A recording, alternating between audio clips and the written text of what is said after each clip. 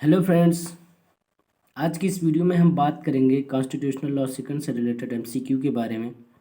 अगर आप हमारे चैनल पर पहली बार आए हैं और कॉन्स्टिट्यूशनल लॉ सेकंड से रिलेटेड या फिर लॉ से रिलेटेड वीडियोज़ देखने के लिए आप हमारे चैनल को सब्सक्राइब कर सकते हैं और साथ ही साथ नोटिफिकेशन पाने के लिए बेल ऑन कर लीजिए, ताकि जब भी मैं वीडियो अपलोड करूँ आपको नोटिफिकेशन के माध्यम से जानकारी मिलती रहे। तो चलिए बात करते हैं एमसीक्यू की। तो वीडियो में अंत तक बने रहिएगा।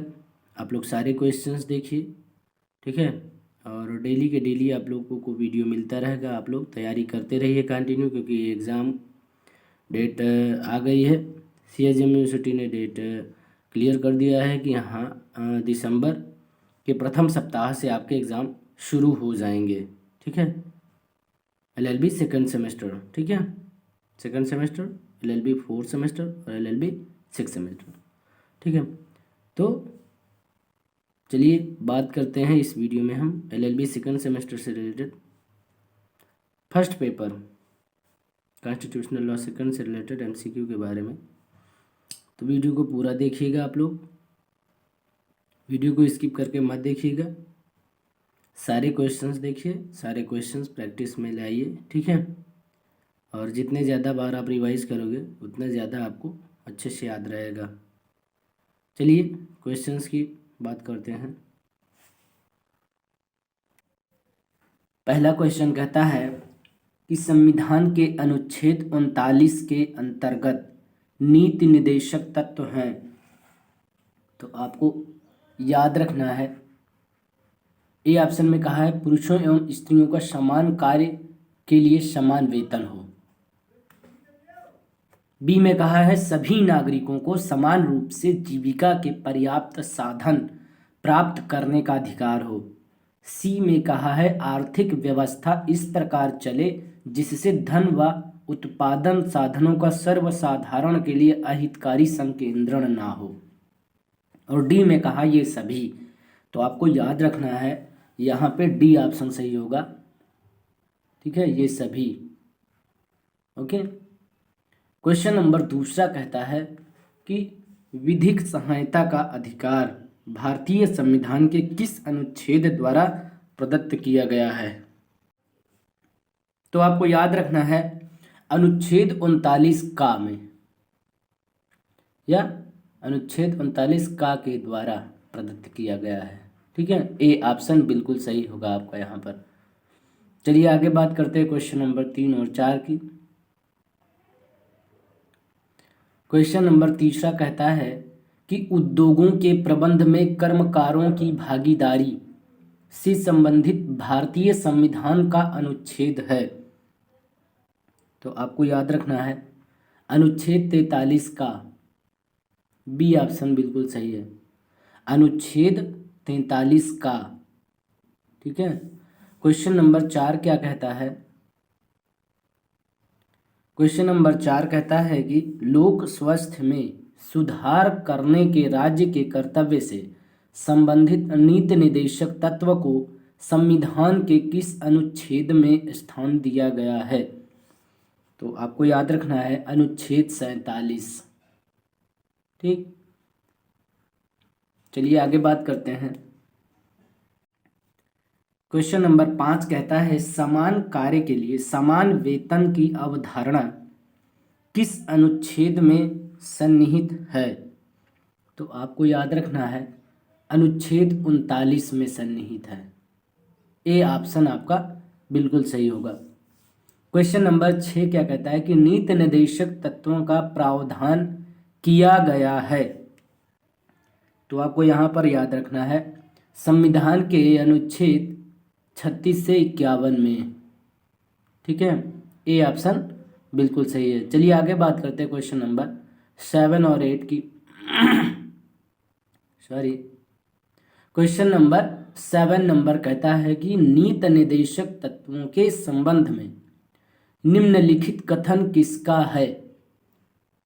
तो कथन देख लेते हैं क्या है। ये तत्व एक ऐसी चेक है जो बैंक की सुविधा अनुसार अदा की जाएगी। तो केटी सेठ का है ये, ठीक, ये कथन किसका है? केटी सेठ का है। ए ऑप्शन बिल्कुल सही है।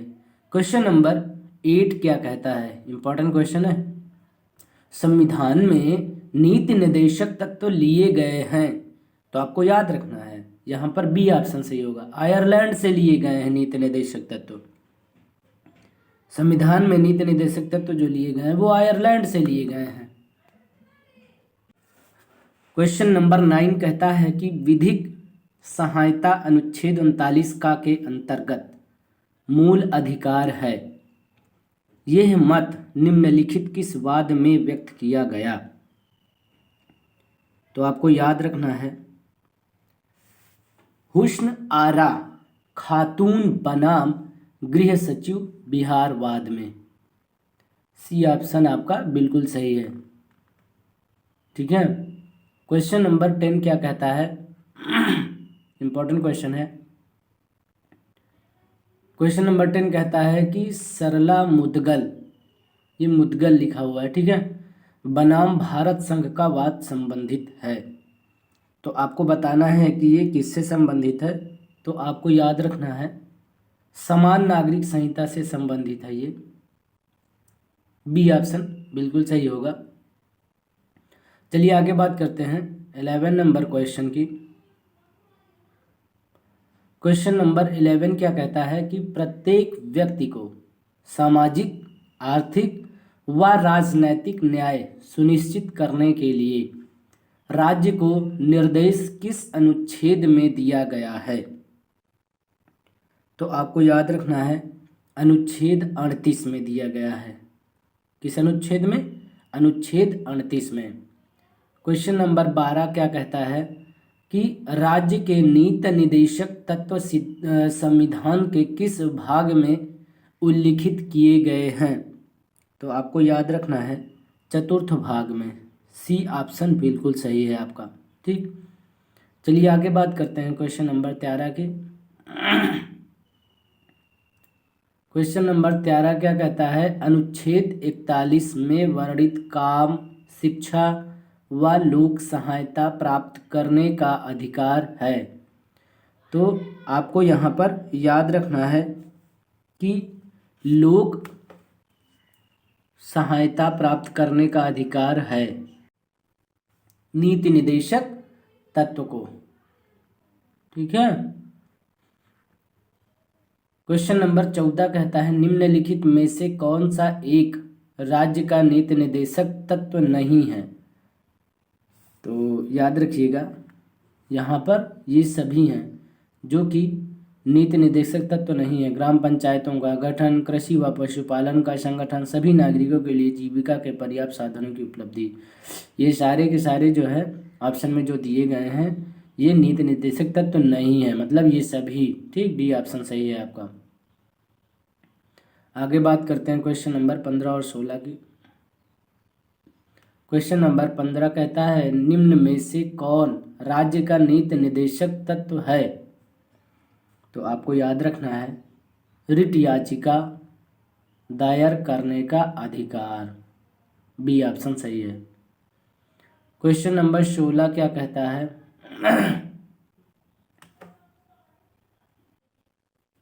क्वेश्चन नंबर 16 कहता है कि पर्यावरण का संरक्षण एवं वन्य जीवों की रक्षा संबंधी नीति निर्देशक तत्व भारतीय संविधान के किस अनुच्छेद में दिया गया है? तो याद रखिएगा अनुच्छेद 48 का। ठीक है। क्वेश्चन नंबर 17 कहता है समान कार्य के लिए समान वेतन का सिद्धांत आकस्मिक रूप से नियोजित दैनिक मजदूरी पर काम करने वाले श्रमिकों पर भी लागू होता है। यह मत निम्नलिखित में से किस वाद में व्यक्त किया गया है? ठीक, तो याद रखिएगा आप लोग धीरेन्द्र चमोली। ठीक है, धीरेन्द्र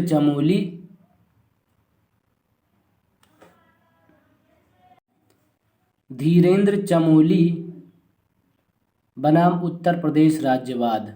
ठीक है, सी ऑप्शन आपका यहाँ पर बिल्कुल सही होगा क्वेश्चन नंबर 17 में। क्वेश्चन नंबर 18 क्या कहता है कि रणधीर सिंह बनाम यूनियन ऑफ इंडिया का मामला संबंधित है। तो आपको याद रखना है समान कार्य के लिए समान वेतन,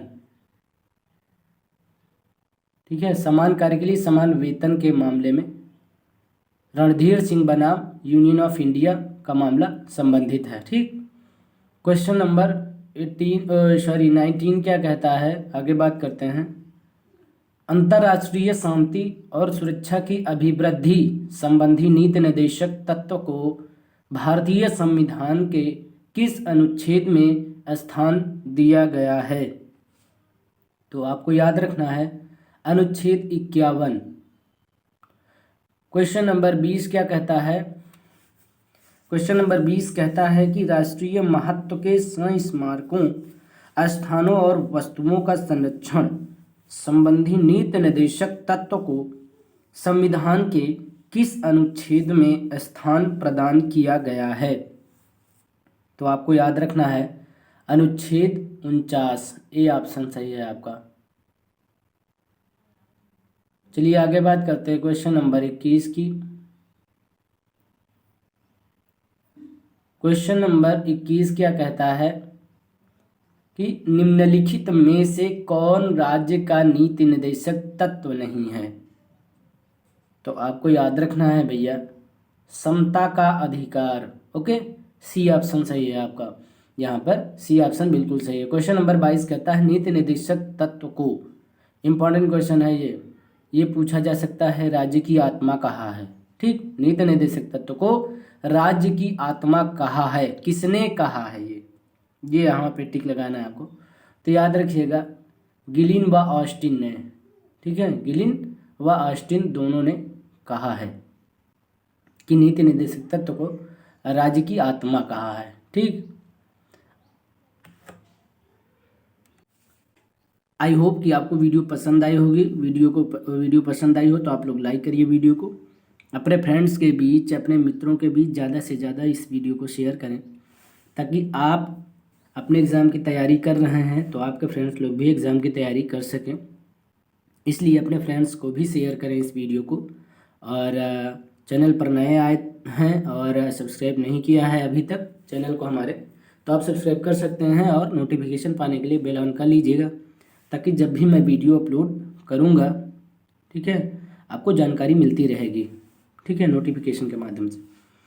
तो चलिए अब हम आपसे नेक्स्ट वीडियो में मिलेंगे, तब तक इतना आप तैयार करे रहिएगा, ठीक है। धन्यवाद दोस्तों।